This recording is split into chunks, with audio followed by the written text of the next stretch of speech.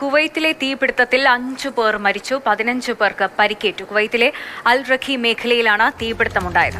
ഒരു ഫ്ളാറ്റിലെ 2 അപ്പാർട്ട്മെന്റുകളാണ് തീപിടിച്ചത് എന്നാണ് മനസ്സിലാകുന്നത്. സുരേഷ് വെല്ലുമറ്റം വിവരങ്ങളുമായിട്ട്. സുരേഷ്, എപ്പോഴായിരുന്നു അപകടം?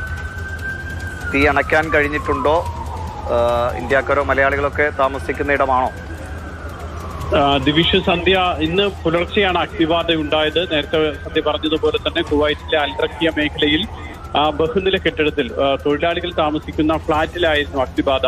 ഈ തീപിടുത്തത്തിൽ 2 അപ്പാർട്ട്മെന്റുകൾ പൂർണ്ണമായും കത്തി നശിച്ചു. ഇതിൽ നമ്മളെ ഒക്കെ വല്ലാതെ പേടിപ്പിച്ച വലിയൊരു ദുരന്തം നടന്ന സ്ഥലം കൂടിയാണ് കുവൈറ്റ് മംഗം അഗ്നിബാധ. 29 പേര് മലയാളികളടക്കം, നിരവധി മലയാളികളടക്കം 29 പേർ മരിച്ച ആ ഒരു അപകടത്തെ അനുസ്മരിപ്പിക്കുന്ന വിധത്തിലായിരുന്നു ഇതും. കാരണം തീപിടുത്തമുണ്ടാകുന്നത് രാത്രിയാണ്. മാത്രമല്ല, ഇപ്പോൾ അറിയാൻ കഴിഞ്ഞത് 6 പേർ മരിച്ചു എന്നാണ്.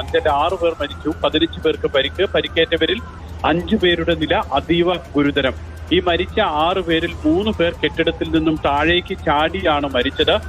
ദൃക്സാക്ഷികൾ പറയുന്നുണ്ട് 3 പേരുടെ മൃതദേഹം താഴെ ചിന്നിച്ചിതറി കിടക്കുന്നത് കണ്ടു എന്നിങ്ങനെ. തീ ആളിപ്പടരുന്ന സമയത്ത് രക്ഷപ്പെടാൻ വേണ്ടി താഴേക്ക് ചാടിയവരാണ് ഈ 3 പേരും.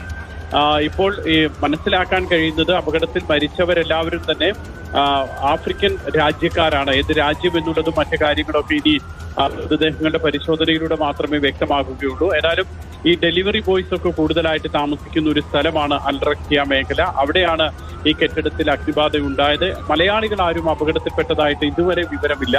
ആ സ്ഥലത്ത് കൂടുതലായിട്ട് താമസിക്കുന്നത് ഇതുപോലുള്ള ആഫ്രിക്കൻ വംശജര്, അതോടൊപ്പം തന്നെ നേപ്പാളിൽ നിന്നുള്ള ആളുകളൊക്കെ താമസിക്കുന്ന ഒരു സ്ഥലമാണ്. തീപിടുത്തത്തിന്റെ കാരണത്തെക്കുറിച്ച് അന്വേഷണം ആരംഭിച്ചു.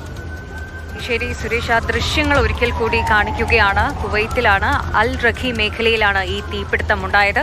6 പേരുടെ മരണം സ്ഥിരീകരിച്ചിട്ടുണ്ട്. ഇതിൽ 3 പേർ കെട്ടിടത്തിൽ നിന്ന് താഴേക്ക് ചാടിയവർക്കാണ് മരണം സംഭവിച്ചത്. ആഫ്രിക്കൻ സ്വദേശികളാണ് മരിച്ചവർ എന്ന് പറയപ്പെടുന്നു. മലയാളികൾ, ഇന്ത്യക്കാരൊന്നും നിലവിൽ അപകടത്തിൽപ്പെട്ടിട്ടില്ല എന്നൊരു വിവരവും ലഭിക്കുന്നുണ്ട്. സുരേഷ് വെള്ളിമുറ്റമാണ് അവിടെ നിന്ന് വിവരങ്ങൾ നൽകിയത്.